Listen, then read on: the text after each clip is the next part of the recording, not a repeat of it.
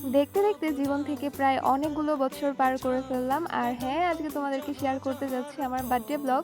এটা ছিল birthday morning. So আমার খুবই ইচ্ছে করছিল আজকে একটা ফ্রাইড রাইস খাবো। আর এটা খুবই সিম্পল ওয়েতে বাসায় বেঁচে থাকা হচ্ছে ভাত দিয়ে অ্যান্ড হচ্ছে ডিম দিয়ে খুবই সিম্পলভাবে তোমার এটা তৈরি করে ফেলবো।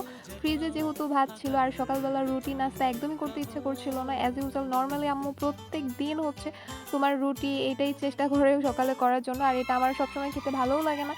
সো ভাবলাম ফ্রিজে যেহেতু ভাত বেঁচে আছে তো ডিমও আছে, তো এটা দিয়ে হচ্ছে একটা রেসিপি ট্রাই করা যায়। এটা হচ্ছে গরিবের ফ্রাইড রাইস বলতে পারো। আর এটা খেতে কিন্তু আমার কাছে বেশ ভালো লাগে। আর এটা আমি খুব সিম্পল ওয়েতে তৈরি করি। তোমরাও হয়তো অনেকে আছো এই খাবারটা খেতে পছন্দ করো। তাছাড়া দেখতেও অনেক কালারফুল লাগে। ফ্ল্যাশব্যাক। আসসালামু আলাইকুম এভরিওয়ান, আই হোপ সবাই ভালো আছো। ইটস মি ইওর ফেভারিট আপু। আলহামদুলিল্লাহ, আল্লাহর অশেষ সহমতে আমিও ভালো আছি। তোমাদেরকে আবারও নতুন একটা ভিডিওতে ওয়েলকাম করছি। সো আজকে তোমাদেরকে আমি আমার বার্থডে ব্লগটা শেয়ার করতে যাচ্ছি। So don't skip this video. আমি সকালবেলা ঘুম থেকে উঠে আজকে ফ্রাইড রাইস খেয়েছিলাম, তারপর আবার তোমার নিজে নিজে বানিয়ে এটাকে বলতে পারো গরিবের ফ্রাইড রাইস। সো আমি আমার ওয়েতেই তৈরি করে ফেলছি। তোমরা এর থেকেও বেটার করতে পারো আমি জানি। সো আমি যেভাবে তৈরি করি তোমাদেরকে সেভাবেই দেখাইলাম। দেখতে কিন্তু অনেক কালারফুল লাগতেছিল অ্যান্ড খেতেও কিন্তু অনেক ইয়াম্মি ছিল, অনেক মজা লাগছে। আমার কাছে এভাবে হচ্ছে ফ্রাইড রাইস খেতে অনেক বেশি ভালো লাগে। আর হচ্ছে আম্মু যেটা তৈরি করে বাসমতি অথবা চিনি গুঁড়া চাল দিয়ে সেটাও অনেক বেশি পছন্দ করি। সো আজকে যেহেতু আমার বার্থডে ছিল সেহেতু একটা কেক তো বানানোই লাগবে, কারণ হচ্ছে বাহিরে তোমার যাওয়া হবে না, আজকের দোকানগুলো বন্ধ থাকবে যেহেতু নির্বাচন। এছাড়া হচ্ছে অনলাইনে আমি কোনো কেক অর্ডার করব না, বা আমি আমার ভাই বোনকেও না করছিলাম। যেহেতু আমি নিজেই মোটামুটি কেক বানাইতে পারি তো আমরা কেন বাহিরে টাকা খরচ করতে যাব।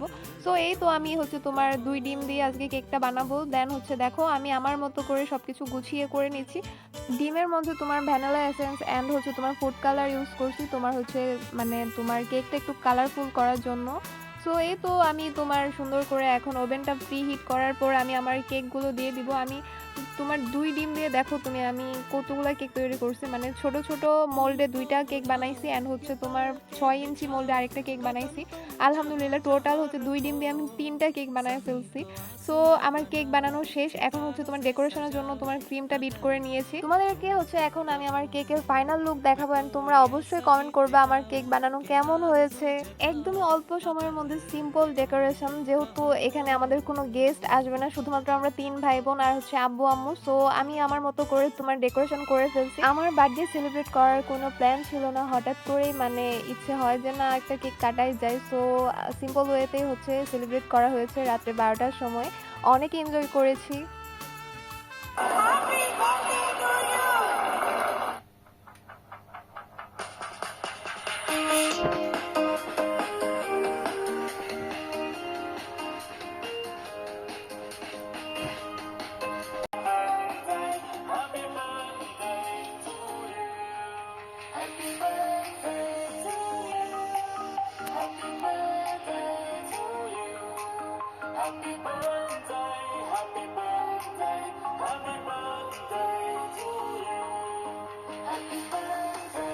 আমার বার্থডেতে অনেকেই আমাকে উইশ করেছে, সবাইকে অসংখ্য ধন্যবাদ। আমি অনেক বেশি খুশি হয়েছি। তোমরা সবাই আমার জন্য দোয়া করবে, আল্লাহ পাক যেন আমার নেক হায়াত দান করে। অ্যান্ড তোমাদের জন্য অনেক দোয়া অ্যান্ড ভালোবাসা থাকবে। আর হ্যাঁ, বার্থডেতে আমি অনেক কিছু গিফটও পেয়েছি, সেটার ভিডিও যদি কখনো পারি আমি তোমাদেরকে শেয়ার করব। তোমরা সেই পর্যন্ত ভালো থাকবা। আসসালামু আলাইকুম, আল্লাহ হাফেজ। আমার পেজটা সবাই ফলো করে দিও।